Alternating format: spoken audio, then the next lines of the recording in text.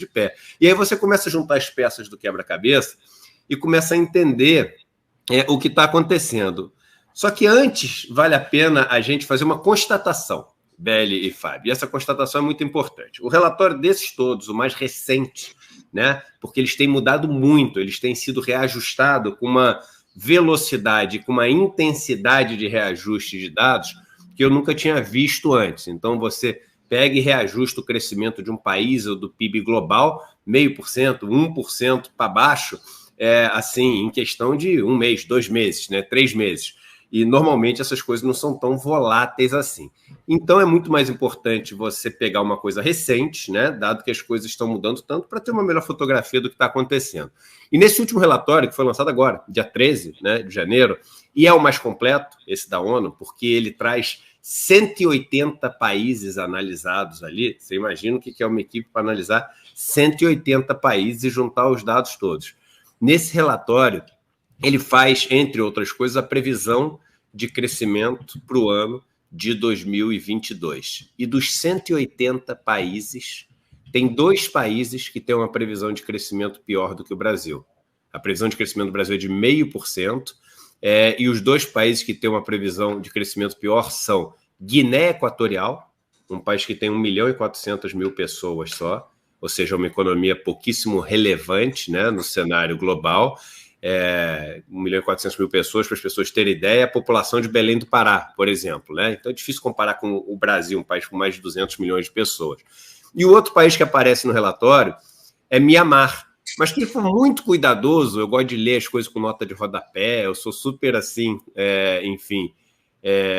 meticuloso quando eu estudo esses relatórios. Você vai ver que do lado de Mianmar tem um Ezinho escrito em cima. E aí, quando você vai nas notas explicativas, o Ezinho quer dizer que ali está sendo considerado o ano fiscal, que é da metade do ano até a metade do ano seguinte. Então, é um período diferente dos outros países. Então, não dá para comparar. Ou seja, no mundo inteiro, comparando o ano de 2022, o país que tem a segunda pior previsão de crescimento entre 180 países, perdendo só para a Guiné Equatorial, é o Brasil. Isso é inédito, absolutamente inédito, nunca aconteceu na história do país. Aí você entra no relatório de inflação do Banco Central. Tudo isso a gente vai mostrar com calma na quinta-feira à noite.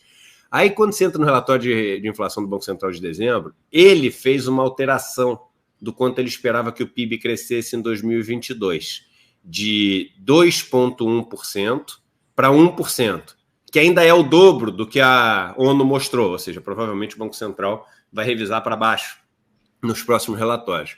Só que o problema é que o PIB é uma média, Beli e Fábio. É uma média de um monte de coisa. Então, é a média do que tem o setor agropecuário, o setor da indústria, o setor de serviços. É uma média de que tudo isso traz de crescimento para o país. E quando você olha esse 2,1 caindo para 1, ele tem uma coisa muito curiosa ao abrir o PIB.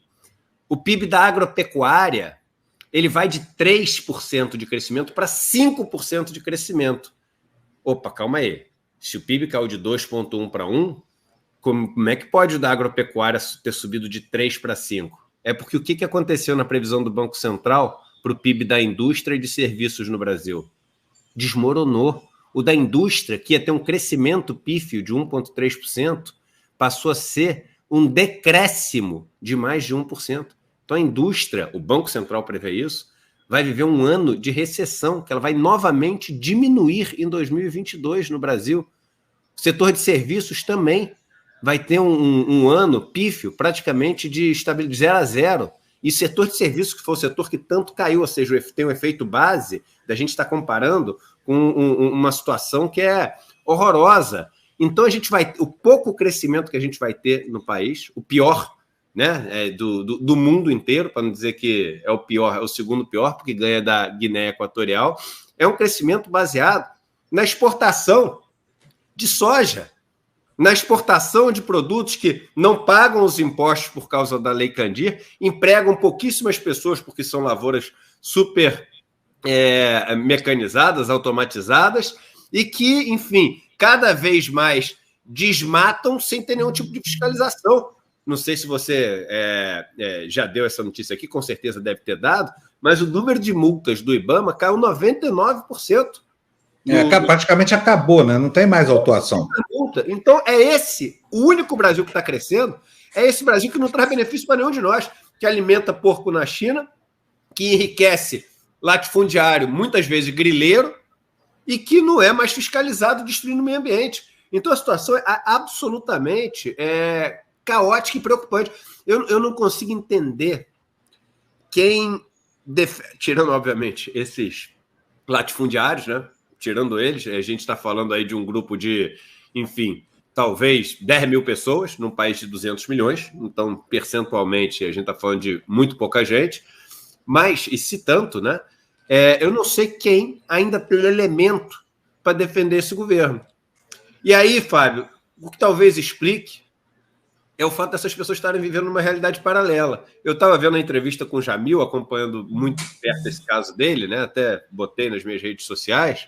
E ontem, por acaso, vi agora vocês entrevistando ele, e ontem, por acaso, eu fui ver no Telegram, tinham me colocado, cara, num grupo desses gigantes bolsonaristas. Não sei como que eu caí lá. Esses caras, eles realmente têm, enfim, tem estratégias.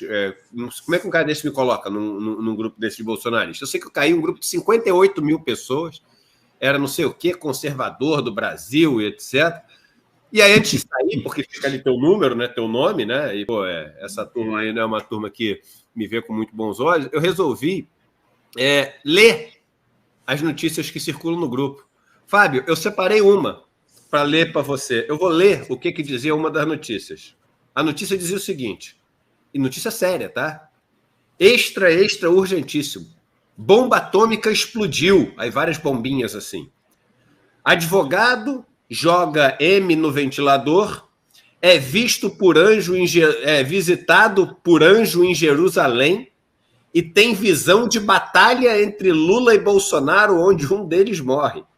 Ele revela também que o anjo disse que ele poderá partir desse mundo muito em breve.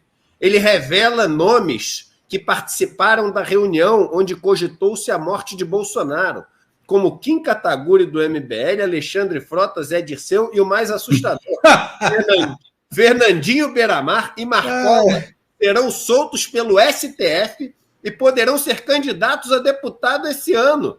Cara, assim, aí você começa a entender como é que tem quem acha o Guedes bom. É uma realidade paralela tão maluca. Eu peguei esse print porque eu tinha sido colocado num grupo de 58 mil pessoas. Aí eu ia ler embaixo, eu li embaixo e falei, deve ter alguém dando uma zoada nesse cara, né? Não é possível. Não, o negócio é tomado como sério. O negócio é inacreditável, é um mundo paralelo, é um mundo louco, é um mundo onde as pessoas estão acreditando num negócio que você, se fizesse um filme assim, você ia falar, nossa, você não aguentava ver 10 minutos de filme. Você ia falar, esses caras, sei lá o que esses caras fizeram, né, cara? Os caras, fumaram LSD, né? Sei lá. Tomaram bolinha de maconha no guaranazinho deles lá.